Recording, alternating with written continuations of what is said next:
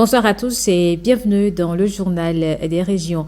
Ce 17 juin est la journée mondiale de lutte contre la désertification. À l'occasion, le programme Église verte a décidé de faire un geste utile en partenariat avec des ONG et le ministère du cadre de vie. Les responsables ont planté des arbres sur le site de l'archidiocèse d'Alada. Jennifer Sativi et Daniel Ada.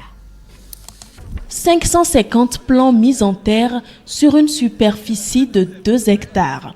C'est une initiative de l'archidiocèse de Cotonou qui marque la journée mondiale de lutte contre la désertification. Ce programme qui tient personnellement à cœur à notre archevêque Monseigneur Roger Ongbedi vise fondamentalement à faire du diocèse de Cotonou une église verte et à nous engager résolument dans la grande mobilisation mondiale pour la préservation de la biodiversité dans l'unique but de laisser aux générations futures un écosystème meilleur.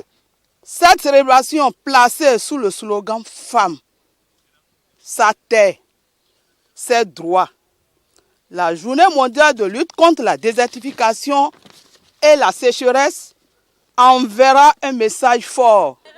Sur le site de l'archidiocèse d'Alada, où s'est déroulée la mise en terre, on compte désormais plusieurs essences grâce au soutien des ONG partenaires et du ministère du cadre de vie. Ensemble, nous avons accompagné ce beau projet et c'est un projet qui va durer 5 ans. C'est un projet très noble qui coïncide avec notre vision de voir le Bénin vert. Au nom du ministre du cadre de vie, des transports en charge du développement durable, je voudrais remercier tout le monde pour cette mobilisation totale.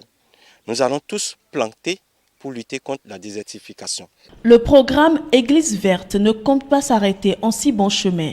Son objectif est de mettre en terre 1000 plants pour cette commémoration.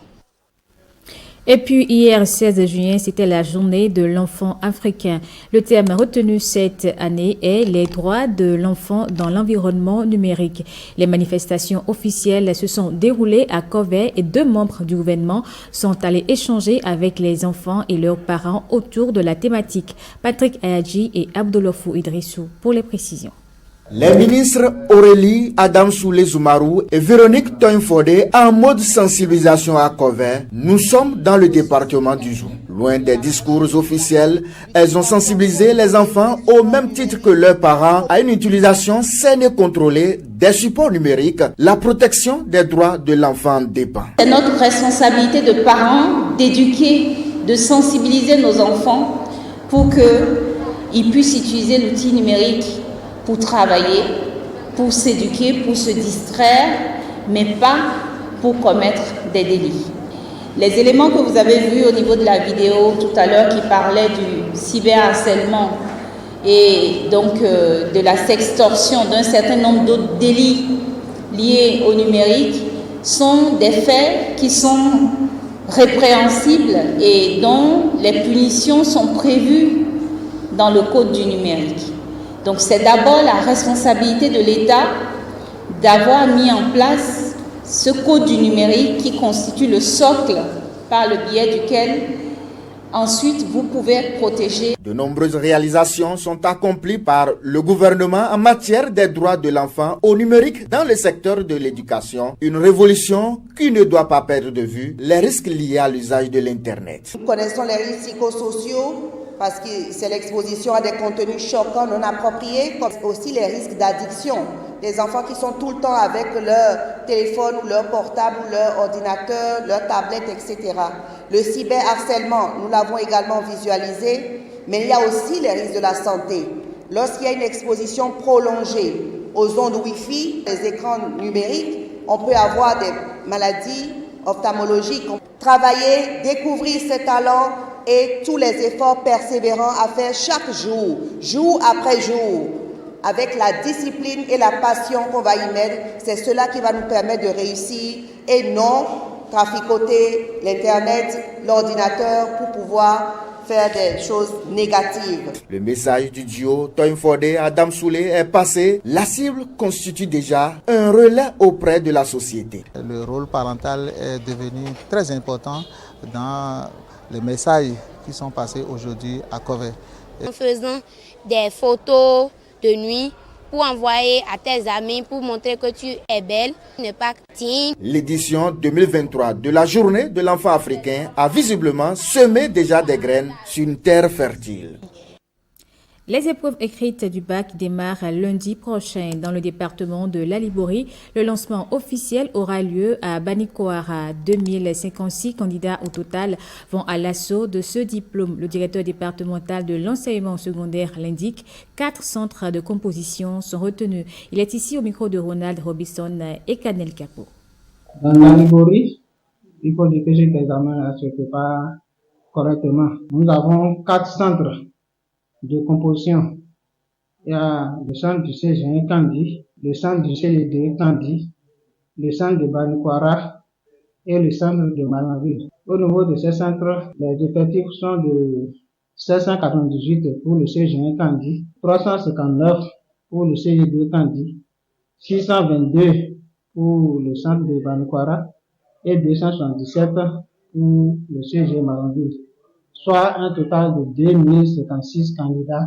Les candidats libres, ceux-là vont chercher les convocations à la direction mentale ici, mais les candidats officiels prennent leurs convocations au niveau de leur collège d'origine. Les matériels lourds, c'est-à-dire les feuilles de composition, sont déjà au niveau de chaque centre depuis plus d'un mois. Il y a aussi les listes des surveillants de salle. À l'endroit des candidats, nous leur demandons d'être sereins, de ne pas paniquer. C'est un examen, ce n'est pas un concours. Donc, ils doivent s'apprêter comme cela se doit, avoir les cartes nationales, les boîtes mathématicales, les calculatrices, parce qu'ils sont en terminale, et les convocations surtout, pour pouvoir aller composer tranquillement et calmement le lundi prochain.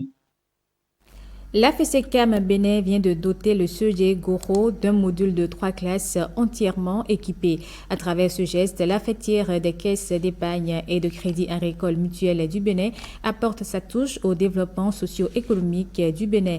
Patrick Ayadji et Abdoulofou Idrissou étaient à l'inauguration. Un tout nouveau joyau au profit du CEG Goro, un module de 3 classes entièrement équipé pour le confort des élèves de cet établissement. Le généreux donateur a un nom, la FESECAM Bénin, fêtière des caisses d'épargne et de crédit agricole mutuel sur le territoire national. Cette année 2023, la FESECAM Bénin, toujours attachée au développement socio-économique du Bénin, a identifié le CEG Goro dans la commune d'Abomey, qui bénéficie d'un module de 3 classes entièrement équipé, offert par le réseau FESECAM d'une valeur de plus de 27 millions de francs CFA.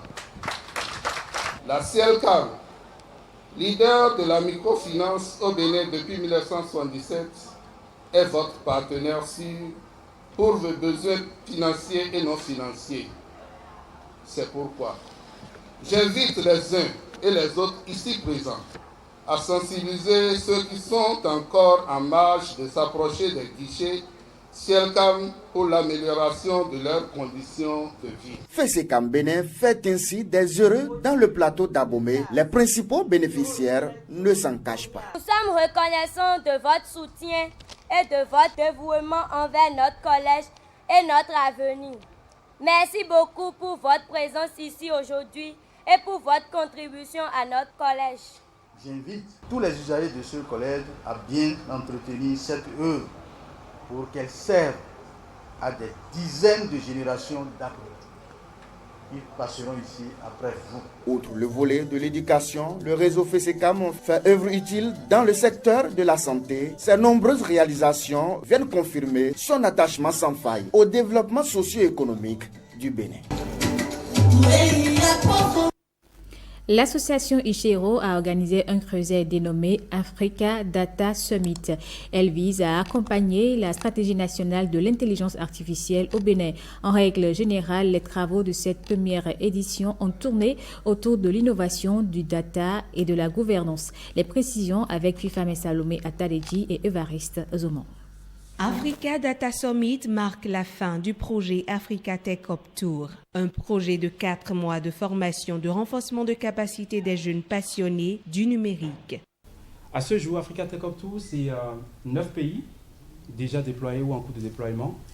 C'est 5 années de déploiement et c'est 2200 jeunes qui ont été formés au travers des bourses que nous octroyons avec un focus sur l'insertion professionnelle.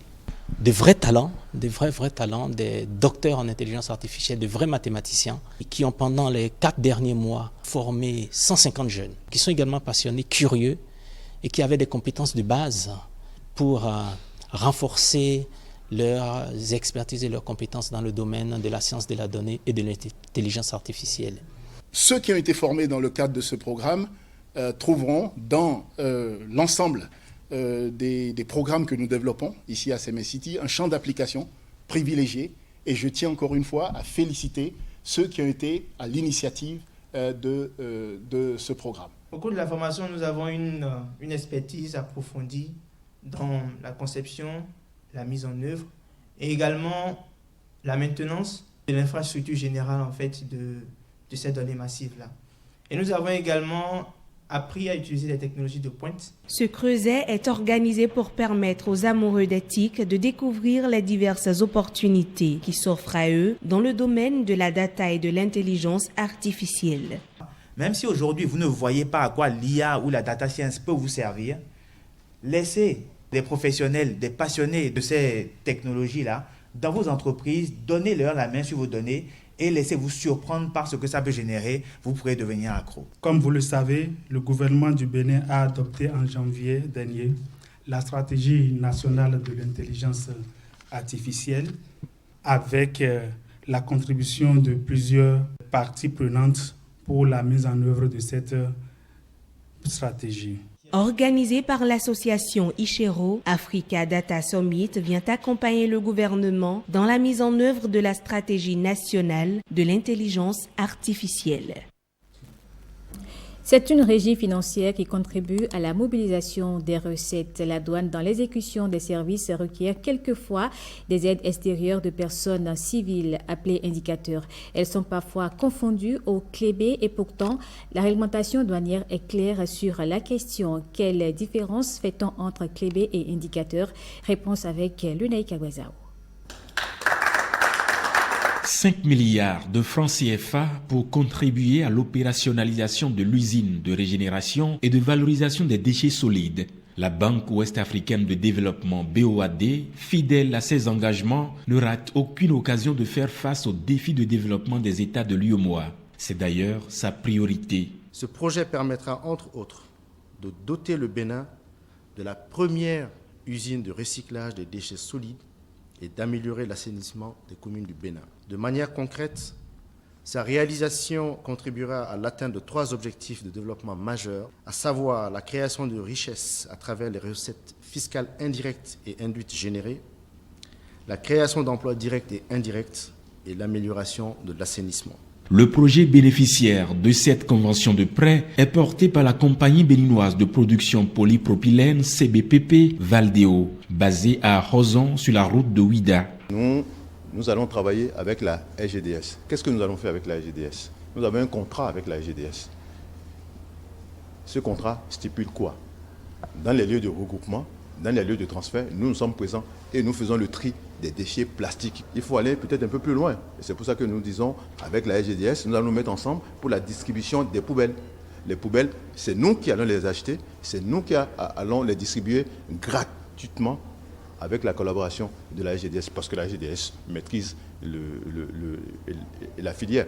Aucun déchet ne sera enfoui, aucun déchet ne sera brûlé. Trier, broyer et donner une nouvelle vie aux déchets solides, le projet Valdeo, vu comme une première dans la sous-région, devrait être effectif d'ici 2024. Et vous avez plutôt suivi la signature de la convention de prêt entre la CBPP et la BOAD. Et c'est la fin de ce journal. Merci à vous de l'avoir suivi.